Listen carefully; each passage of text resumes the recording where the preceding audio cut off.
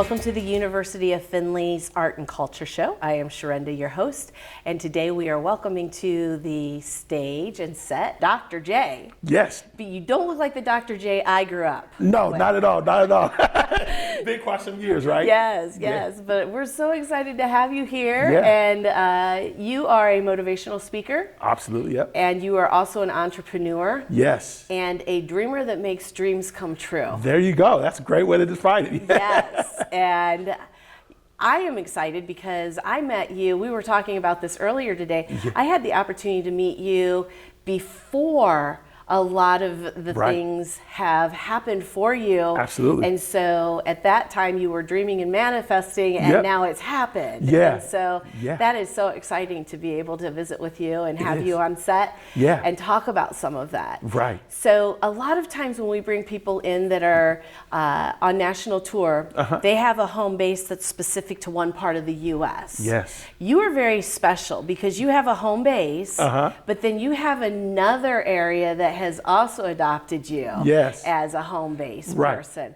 And I want to talk about that because Okay. it's not like you can jump in the car and go across state lines. Right, that's true. So you are living in Florida. Yes. But you are also living in Los Angeles. Yes. Yep. Back and forth. And then you are also doing stuff in New York City. Yep. Yep. And then you're scattered around all the rest of the states, and then you've been to a couple other countries. Yeah. Yeah. So I would love to talk with you about that. Okay. Awesome. So, what motivated you to get into speaking?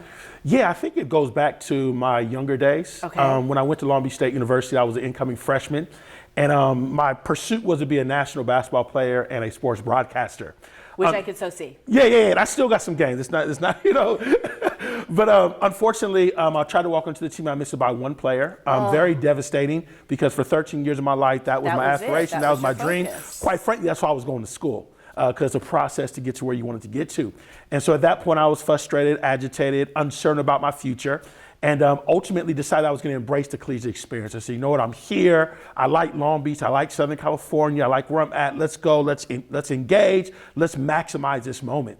And as I began to seek out ways to maximize that moment, I actually had a communications class. My first presentation ever. I did a persuasive speech. I'm in there. I'm talking like, come on, keep going, keep going, keep going. And I'm speaking, and I got an A in the class, but that wasn't what was most important. What was most important is I discovered I had a gift. Yeah. I had a gift to communicate and to really inspire and motivate people. And fast forward about a year and a half later, I was part of a campus-based organization. I'm giving my first presentation. 50% of people started crying, and I have this aspiration that one day I'm going to travel the country, be this speaker, motivate, inspire. Had no idea how this was going to happen. I just had what I would call. You just knew you were going to do it. I just felt I had a vision. I felt like it was something I wanted to do. It's something I love to do. And really just going after that has really been my story. Yeah. There's been ups, there's been downs, there's been times where I questioned. I said, is this really what I'm supposed to do? But every time I get to that moment, I always remember I'm here for a purpose. And my purpose is to inspire, to motivate, and to transform. And as long as I stay in that place, everything else seems to work itself out. So that's where it all started at. And I love speaking, I love talking, I love inspiring, I love motivating. I love the craftiness, I love the learning.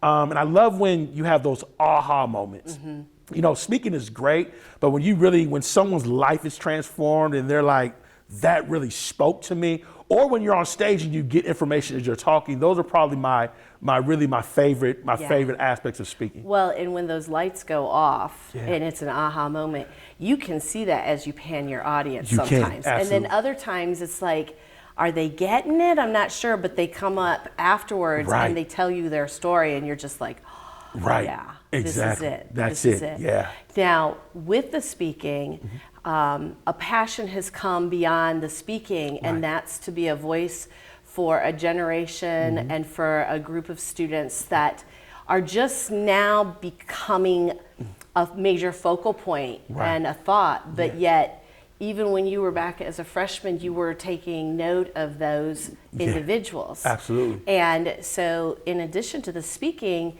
you've also become a mentor and someone that at times is a life coach kind of Right. situation. And that's for our students of color Right. and our first generation Absolutely. American students. Yeah, absolutely. As well as students that are maybe first generation college students. Right, exactly. So it's three very, very Yes, it is. specifically different audiences. Yeah, absolutely. But you have taken all of those and put them together. Right. Tell me about that. Yeah, so just fast forward, we do our national conference called Circle of Change. Yes. Began in 2010, and the reason why I did it, honestly, is because I would travel the country, and I felt like there needed to be more leadership development. I felt like there was a crisis, quite frankly, amongst the emerging generation. I felt like they weren't getting the proper leadership development training. And so that was really the inspiration.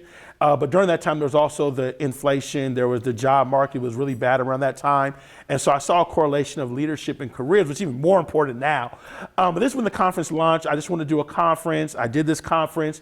Never thought 13 years later we'd be doing it today. So that kind of something I didn't expect. Yeah. But we launched the conference and it was going really well. It was impactful. And one of the things I tell people all the time is it's really hard to market it, but it's another thing to be there. Yeah. Really just, there's an experience, there's an energy, there's a culture, there's a transformation. I really can't put into words unless you're actually there. Yeah. And so that really motivated me because I have so many things that are going on. There's so many other responsibilities, but I keep coming back because there's something that just sparks me. After about 5 years in, we actually won an award at NASPA. It was the #1 student leadership development program in the country for that knowledge community. And we were moving forward and we began to analyze, we began to look at data and assessments. And one of the things that I realized is we were organically drawing first generation and I'd say culturally diverse students. It wasn't something I was trying to do. That was just our organic reach. And so it began to open my eyes a little bit because I realized we were impacting this generation in a really positive way. And authentic. An authentic Yes. way. And so once I identified that, I say, we probably got to be more targeted, more intentional about that, especially with first generation students on the rise so much on college campuses and really the lack of opportunities. I think one of the things I talk about often with first generation students is number one, they're trying to be acclimated to college, but what happens when they graduate? So you graduate college, you've worked hard to get through college, but now you have no idea how to function in the professional world, which is a whole nother learning experience when all the resources are on a lot of our college campuses. We have the career centers, we have advisors, we have mentors, we have professors, we have internships, travel abroad programs, conferences, trainings. I mean, there's all these opportunities that sometimes I'm not sure they're aware of or how to maximize it because they're not thinking about career. They're just trying to figure out how am I going to get through college. Navigating it. Well, and also they don't have a point of reference at home. They don't have someone that can say, when I was there, this was available, maybe check on that. Right. So it's totally a random, almost cowboy feel. Right, exactly. Because they're trying to tame something that they have no point of reference for. No point of reference, exactly. So sometimes they're going to miss some of those steps and when we have mentors out there like you who provide these conferences, they're not in the deer in the headlight look that they are as an incoming freshman or returning as a sophomore. They're a deer in the headlight, ooh, this is a cool conference. But when they're hearing the same information there, they're taking notes and they go back looking for it. Exactly, It's not that they may not have known about, they just had too many other things they were absorbing at that time. Exactly, and you're sowing a seed. Yeah. So that is awesome. And you'd mentioned the award through NASPA. Right. But you also have been recognized as a 40 under 40 in Orlando, Florida. Miami, Florida. Miami, excuse me. Yeah. So for your leadership and for your charismatic drive to make a positive impact. Absolutely, yeah. And then out in Los Angeles, you have also been recognized. And I want you to tell us exactly the name of that award and what that was for, because it's really, really awesome, but I don't want to mess it up. Yeah, no, it was an emerging leader, emerging professional for the Urban League of Young Professionals in Los Angeles. And this is way back 2015. Yeah.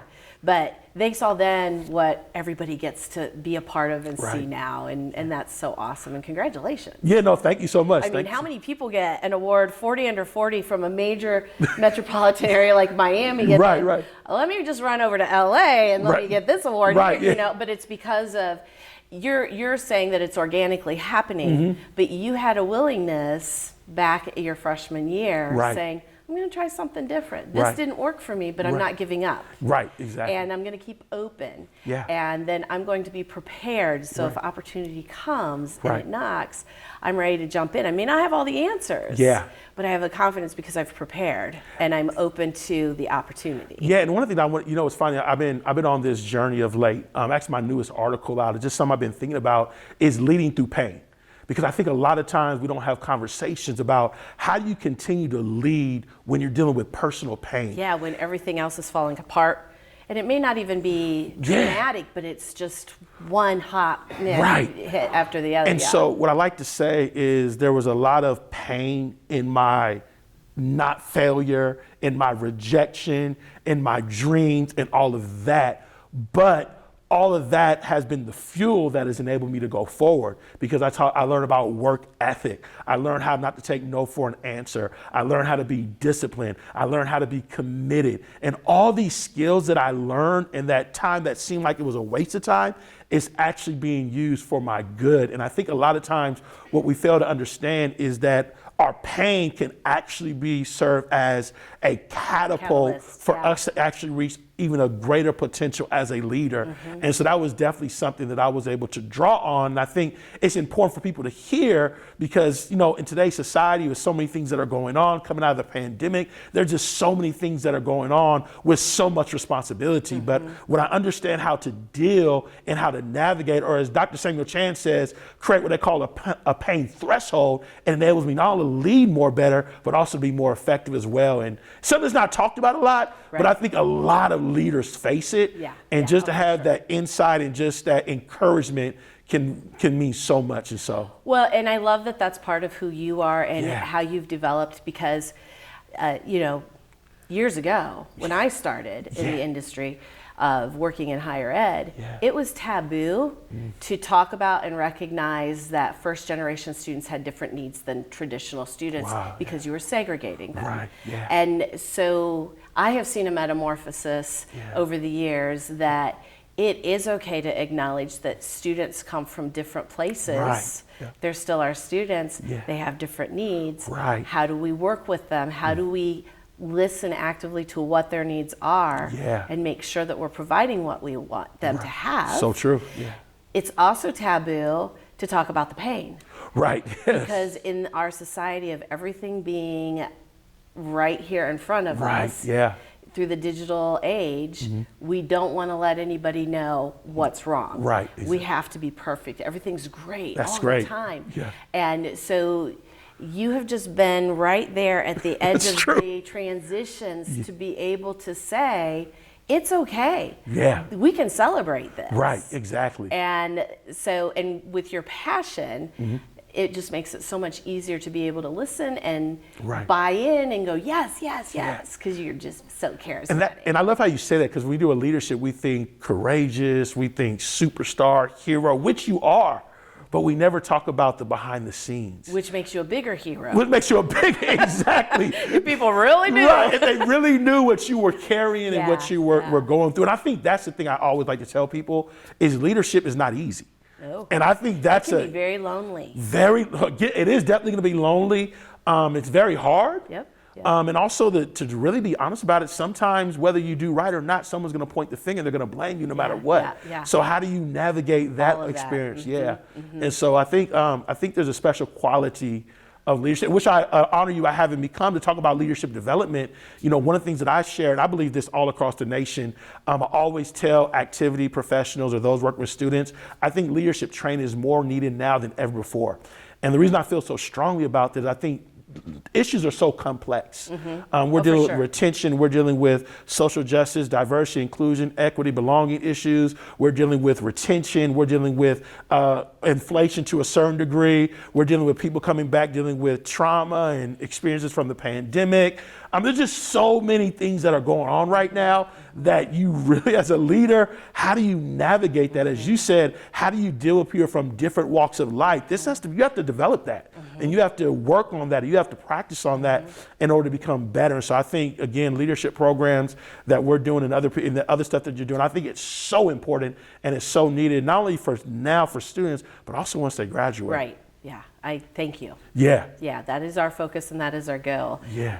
What can we do now Right. that you can take it and process it and then use it in your internships and in your future workplace? Absolutely. So that when you go out there, you're not going, why didn't you cover this with us? Right, exactly. You know, Yeah. at least they can remember, oh, they tried to tell us They that. try. They offered a program Right. about that. Exactly. So you had mentioned articles that you write. One of the things that I love and you are so generous with are your motivational emails. Right, yeah.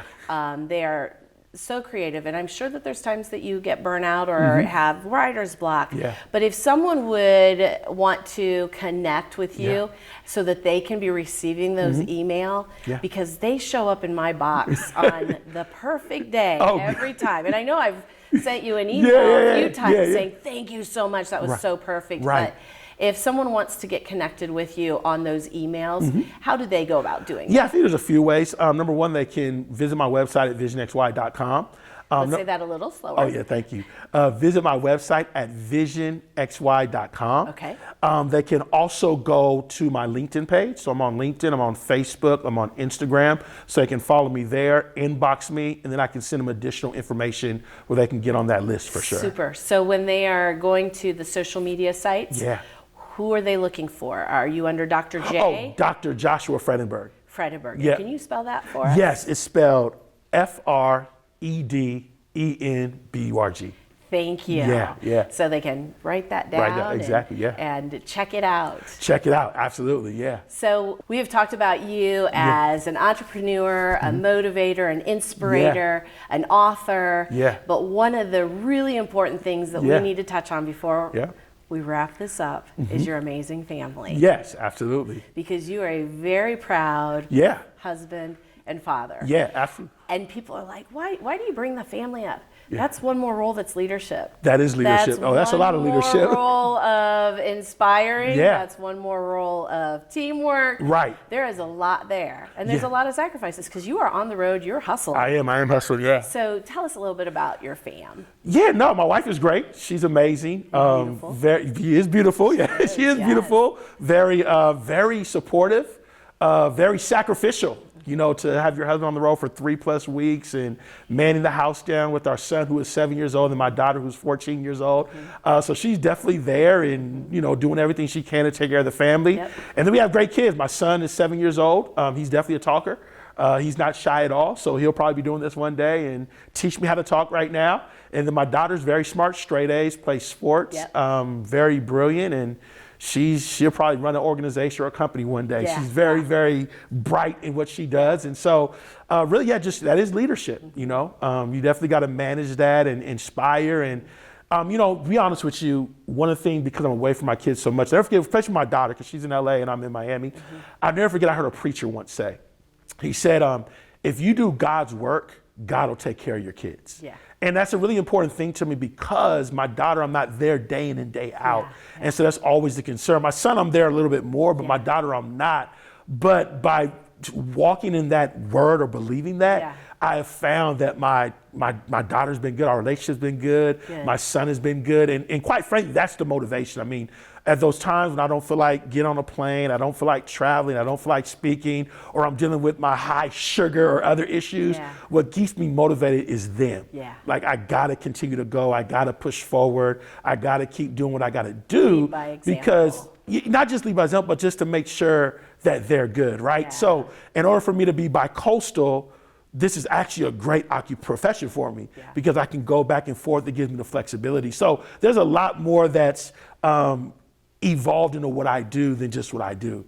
In a sense, I'm doing it to inspire lives, but it's also enabling me to be there for my family and to create the legacy that they're going to continue on when I live till like I'm 105 years old. Yeah. So, you know.